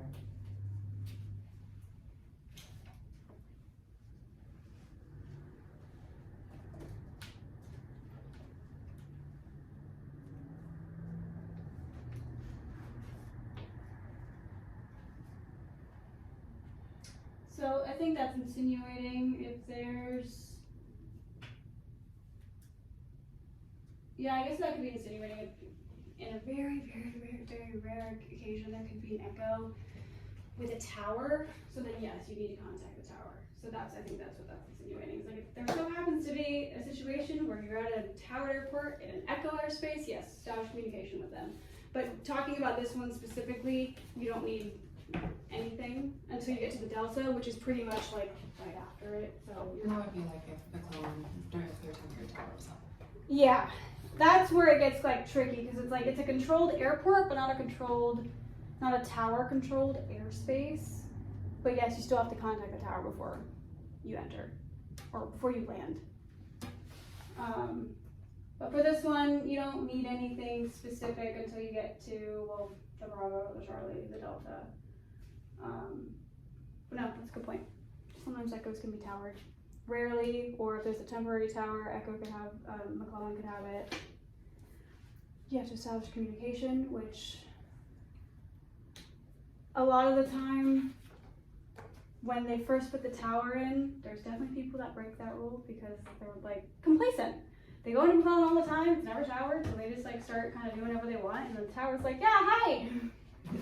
Sure, you can come in, because then somebody will be like, I'm gonna enter a left downwind and land on 3-4, and then tower's like, it says their tail number, McClellan Tower, you can go ahead and make left downwind for 3-4, and then they're like, oh, sorry. And it's usually a jet that does that. Okay, so your planned flight route includes a MOA, military operating area, military operations area. What is a MOA, and what are considerations that you should take into account for your flight?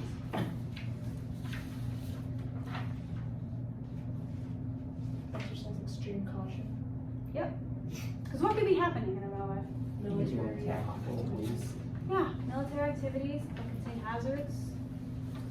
Yeah, exercise extreme caution. I would talk to ATC, ask if the MOA is hot, aka is the MOA active.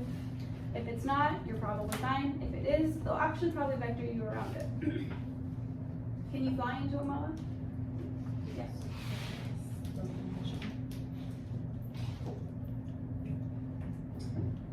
Alright, you plan to fly to VFR airport, that's class golf, and you plan to do it at night. What are the requirements for you? How do you get into that airport? What do you need weather-wise? 30 centimeters visibility. Golf, right? It's class golf at night.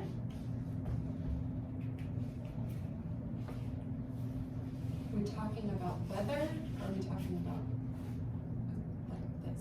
This is good. No, that's a good question. How about weather? Talking about Clear roads. Kind of. So, At night. with the Three class miles, G Visibility. or VFR, VFR, nighttime, class golf. Below 10,000 feet.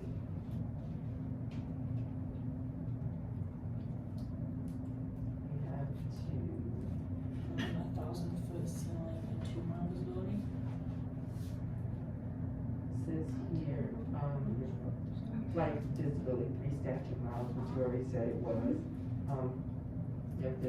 You have to be from the distance from, well, it's night, so there's no clouds out there. There might be.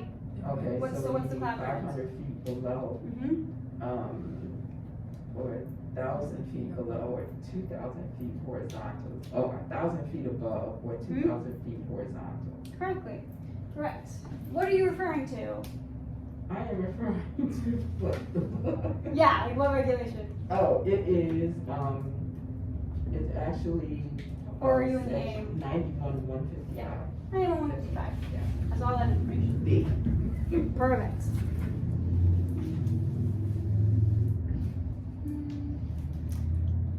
Alrighty. Now your route crosses an alert area. What's an alert area? What kind of precautions should you take? Can you fly into an alert area? You can't fly into the area. You cannot. You Do a can't. what? You can. Okay. Into a what? An alert area. What are some precautions? What's going on in the alert area? Why do those exist?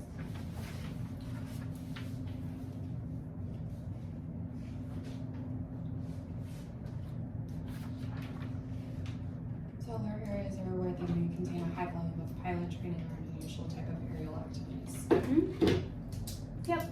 So what kind of risk mitigation tactics would you think about? It's just caution. Lots of communication. Lots of communication. I like that one. Yeah. Extreme caution. You're looking outside. Lots of communication.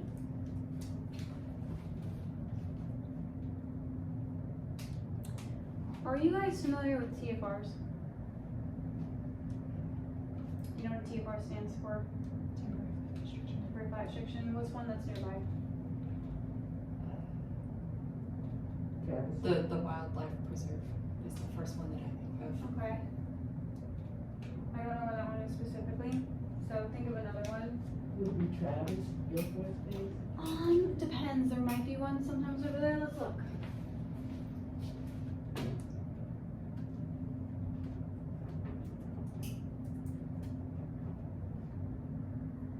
There's not one there today.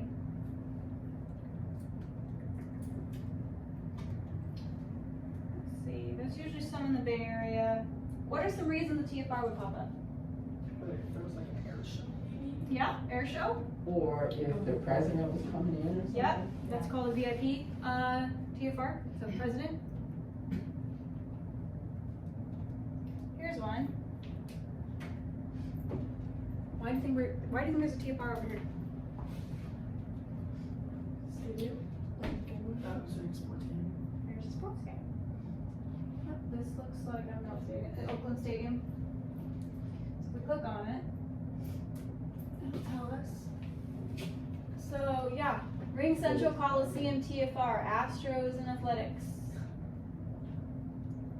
So basically, this is just a lot of verbiage saying that if you violate the TFR without abiding by the rules, defensive actions may be taken. You could be arrested, all sorts of things. This applies to all manned and unmanned aircraft, including training, parachute jumping, and model aircraft flights, unless you meet at least one of the following requirements.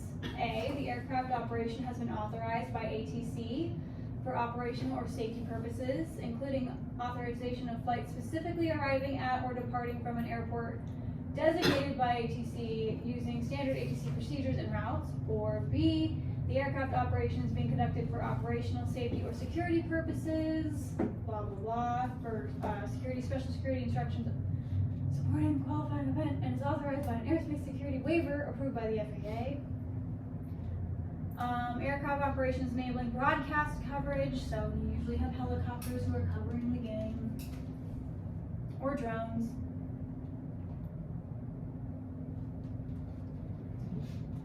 I also believe there's a TFR over Disneyland, isn't there? Huge one around Beale. Disneyland, what's that? There's a huge one around Beale. That's always there, which is funny. 'Cause They it's just all keep temporary. updating it? They just keep updating it. It's temporary, but it's not. So there is a TFR over Beale all the time. Cause it says like March to November. Yeah, it'll be there. They just overruled Forever. it. They're just like in November, it's like November to March. Yeah, they're just like refreshing. But yeah, it's always there.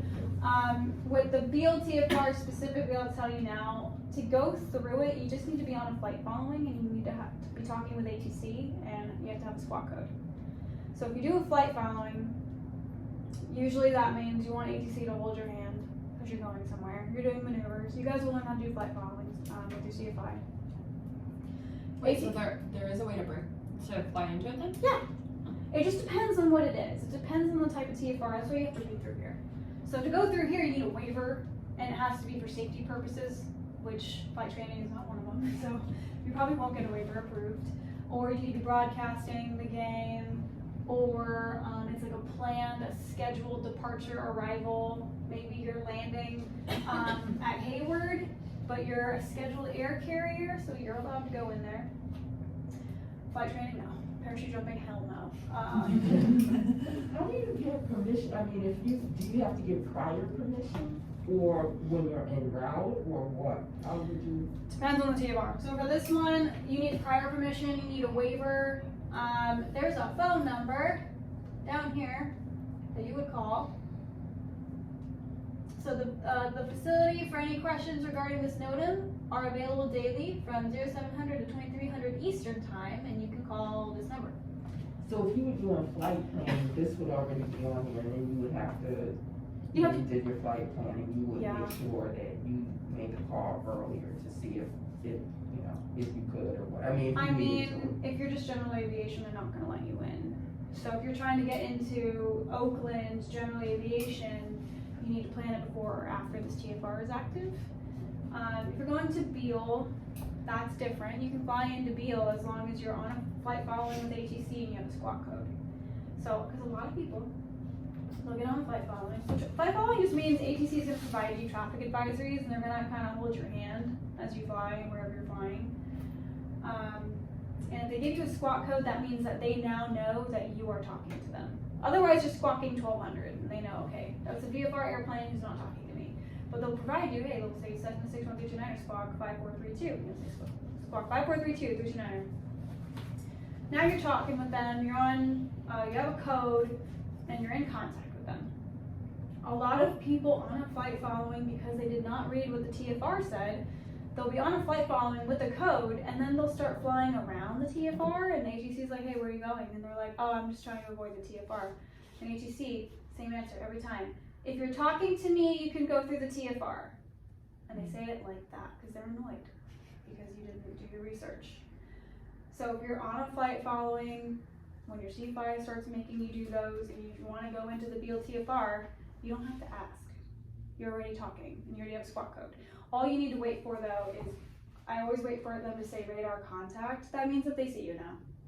If they don't say radar contact, they're still looking for you. I wouldn't fly into the TFR until they said that. That's for Beale. That's only applicable for Beale. You have to read through all of the jargon to make sure you're allowed to go through. Most TFRs don't allow training flights to go through. Beale is just rare, and I think it's just because it's always there, so they kind of have to be lenient with that one. But you have sports ones. This orange one is a TFR that's not active yet. but it's scheduled. Oracle Park, Phillies and Giants for May 27th, starting at 1:05 p.m. to 8:05 p.m., surface to 3,000 feet. Probably the same thing. It says if you violate it, the United States government may use deadly force against the airborne aircraft if it is determined that the aircraft poses an imminent security threat. After 9/11, this all became normal. So, aviation changed a lot after 9/11. So now you have the birth of TFRs, can't fly over Disneyland, like stuff like that. And then, there's a lot of people at these events, so they're very paranoid about it. They're probably not going to shoot down a Cessna 172 or 150. It's like, I'm sorry, I just wasn't paying. Okay. I know somebody that busted a presidential TFR.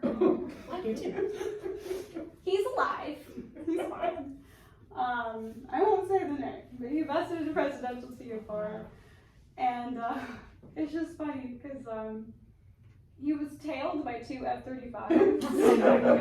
And he was like, I just thought, oh yeah, the TFR's nearby. They must just be flying around monitoring. That's so cool. And he took videos. They're killing me. I was like, they're going after you, dude. So, he got a call from like Secret Service. I don't know. He went back to he returned to the airport. I had no idea, but like Auburn. Okay, now it's revealed it was at Auburn.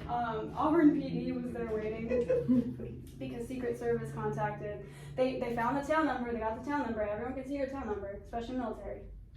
Got the tail number. Found out who the owner was. Found out like the facility that the plane was at. Contacted the local police department. They were all there. And they were like, do you know what just happened? So like, is there like a ticket or like, what do you, like, are you? It's usually a fine. Yeah, it depends. So it also kind of depends on the TFR. So this was a big one, the presidential TFR. So, Can your license be suspended? Like, possibly. Possibly. Did they not radio him? I mean, Yeah, did you they think call so? him So and it's say, radio? hey, He you didn't get a flight following. So there's the first mistake. He didn't have ForeFlight out. The ForeFlight has all of these on there. He knew it was there, but he didn't realize he was just skirting the edge of it. And that he was in it technically, but just along the edge. He thought he was out of it.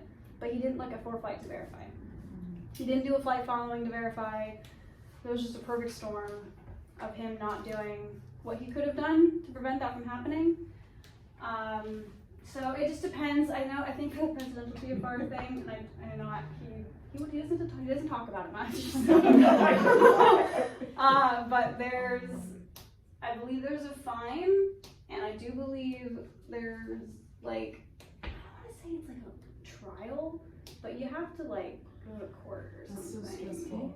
Yeah, like it's not low key, it's a big deal. Yeah, just stupid mistakes. I just laughed though when he He's was got like, the videos. I know, right? I'm like, well, you got to see F-35, I suppose. That's cool. I mean, what's the likelihood of something like that happening at ground with the state capitol, or if you're flying in that area? Not likely at all. No, okay. You don't get red lights or whatever if you're flying near the governor or something. Like, I don't know what the identifier is, but there's a Washington, it's called SFRA, Special Flight Rules Area. All around Washington, it's ginormous.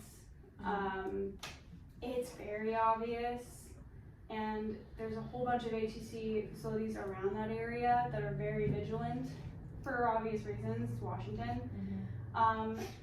It's very unlikely that you're gonna penetrate that SFRA without someone contacting you. So another thing is if you're flying near presidential TFRs, or you're flying near SFRA, Special Flight Rules areas, especially like Washington, D.C., you're supposed to monitor a frequency called GARD. It's 121.5. So when I say monitor, I say, you can put it on COM2, turn on the COM2 button, and listen to COM1 and COM2 simultaneously. Because that's another thing, is they probably tried to contact my friend on guard, but he wasn't monitoring it. So that was his third mistake. No flight following, didn't have ForeFlight, was not monitoring guard.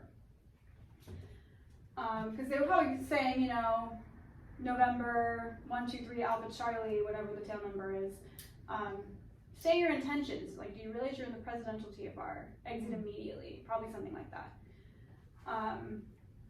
No, he wasn't listening. So he was just having a great time filming the F-35s because he was like, "Wow, what a show!" And I was like, "Oh my God, they were trying to shoot you down." But they decided he wasn't posing a threat because he was leaving. And it was probably obvious he was leaving. So like, okay, we're not going to shoot him down. But he is in trouble. So, and yeah, it just depends. You know, you can have your license suspended. If you did it on purpose and they can prove that, you could have it revoked. Yeah, it's like, it's a big deal violating these things because they are put up in advance and there's really no excuse to not know that they exist because of all of the resources we have now. Especially apps like ForeFlight or Garmin Pilot or I think iFly is another one. They all publish them. So how you would find out about these before we had ForeFlight is you have to talk to the weather briefer. The weather briefer will let you know, like, hey, there's going to be a TFR here, here, and here from these times and these times on these days. And then you would have to note that. They would tell you the diameter, you know, how wide the area is going to be. Nowadays, though, you just have it on the screen. So it's really hard to argue your case for missing it because it's there. But the CIFRA for Washington, for Washington specifically, so a special flight rules area is just an airspace where normal regulations don't necessarily apply. It has their own rules. CIFRAs have their own rules. So for Washington specifically, and I believe Washington's the only one that requires this, you actually have to go through a formal course online by the FAA and get a certificate printed out before you can actually legally fly in the CIFRA. So let's see. Oh wait, no. I was there. Grand Canyon also has a CIFRA. Why? Because it's like a national monument, but people want to fly around there. But there's also a lot of air tours with helicopters. So they want to you want to make sure the air tours are separate from just like the sightseeing, general aviation. And you can only fly over certain areas because there's a lot of wildlife laws, noise abatement laws around there. So you can only fly I think the lowest you can get around there is like 10,000 feet. So it's really, you really can't get that low to see. You're still pretty far up, but it's just to protect the area. Yeah. Let's see. There are a lot of helicopters for sure. Though. Yeah, I don't know.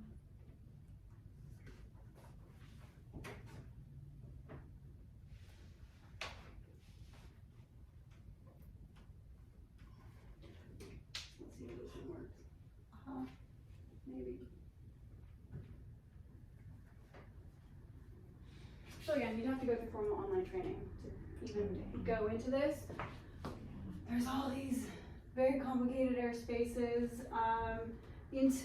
All of this is a Bravo, and then you have the Mode C Veil, which is kind of like, I don't know, like a Mickey Mouse shape. Yeah. You have all the little not the little Like a teddy bear face. Yeah, it's a teddy bear face. You have all the Bravos for all the different airports that are there.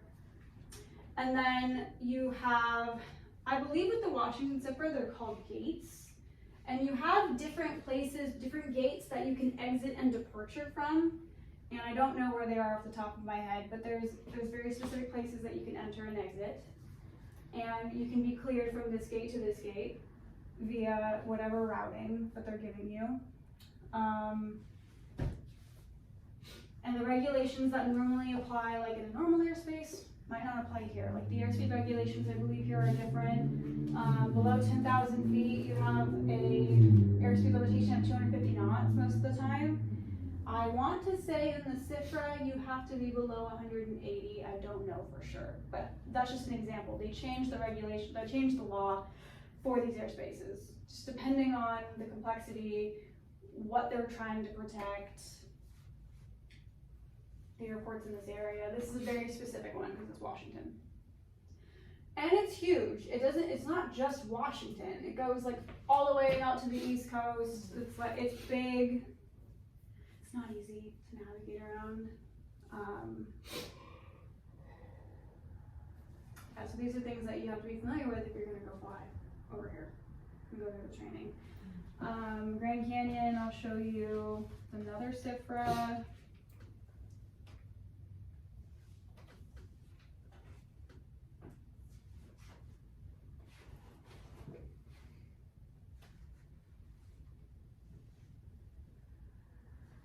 Oh, that's horrible quality. Well, so in the Grand Canyon, there's things called corridors that you're allowed to fly. This is one of them, and this is another one. And there's two more, but this is really bad. I don't know why I did it like this. There's also different sectors. So just as an example, I think this is called the Dragon Corridor, and this is the Zuni Point Corridor. They're just different landmarks that are called Dragon, or like Dragon Point or Zuni Point. So they use those to mark the corridors. So you have to be familiar of like what corridors you're allowed to fly in. Anything that's purple you cannot fly into. And the communication's interesting. You're almost communicating as if you're at like a non-tower airport. So I did this last year in October, and we came in from over here. So we said like, this is called Marble Canyon sector. So we said Marble Canyon sector traffic, blue and white Cessna, or altitude, and we were flying from north to south toward Zuni Point, Marble Canyon sector traffic. It's just, you're just doing position reports because it's not like anyone's monitoring other than other aircraft that are in there with you. And I don't remember, but I know when you're flying southbound or northbound, you have to be at a different altitude. So I think southbound was odd altitude, and then northbound was even altitude. That way you had that separation, and everybody had to stay to the right.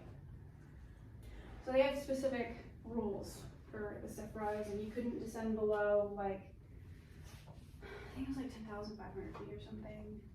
So another thing to take into account with like this specific SIFRA is oxygen, because the FAA, you're not required to have oxygen until 12,500 feet after 30 minutes for required crew members. As a pilot, you're a required crew member. Some people get hypoxic at 10,000 though. It just depends on your body. So we didn't have supplemental oxygen, but we had these little boost cans of oxygen that you basically like, it's kind of like an inhaler, but it's like a big can, and you can put your mouth into it and get a boost of oxygen. We weren't up that high for that long. We only did 2 corridors just for that reason, because we didn't have supplemental oxygen. And who I was flying with was actually my boss. He told me, he's like, I got hypoxic at 10,000 feet, so we can't do this for very long, and he used the cans. He was fine. That's something to know about yourself. It's kind of hard to find that out unless you do like a hypoxia chamber, which they don't have very many of those. I think there's one in the Bay Area, but you can literally go sit in a chamber and they change the pressure inside to like 10,000 feet or however high to get you hypoxic to see how you react. Because everybody kind of reacts differently. You can get super giggly, some people get tired, some people get really like slow and like they start speaking really slow, they react really slowly. Everyone's a little different. And in terms of like when you get hypoxic, it just depends on your body. There are people that I know that go to Lake Tahoe really often. So like they're used to high altitude, but they're also pilots and they know that they get hypoxic really easily. So even though they're used to places like Lake Tahoe, they get hypoxic easily. So it's kind of weird. But things to know. So yeah, we got a little off topic, but this is all stuff you have to know anyway. So,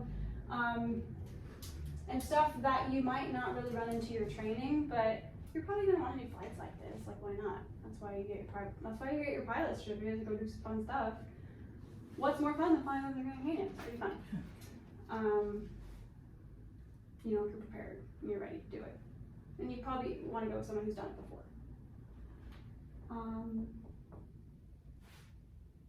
Yeah, I won't go on too farther because we're actually out of time. So, in terms of the mock oral, I think everyone did a decent job. I think you all had notes. I think we're just working on like where to find the information if it's not in your notes, which is very difficult. So I think what I will change is I'll emphasize the regulations a little bit more, and I'll make sure to point them out a lot more and highlight them. So that way, you guys can take notes on where they are. If you have your flora image, bring it with you so you can highlight or tab the regulation I'm referring to. Or if you have it on a digital copy, you can still highlight on the digital copy, so do stuff like that, or bookmark it or something. Because a lot of the times, the oral and I will be referring to the regulations, and I want you to be able to find that information. I don't advise against like knowing a tomato planes and flaps. Yeah, for sure, acronyms help a lot of people. But I also want you to know where to find that information in case you blink, because that happens a lot on check rides. You can memorize a tomato flames, but when you're nervous, you could forget all about it. But if you know where to find the information, then you're good, as long as you know where to find it.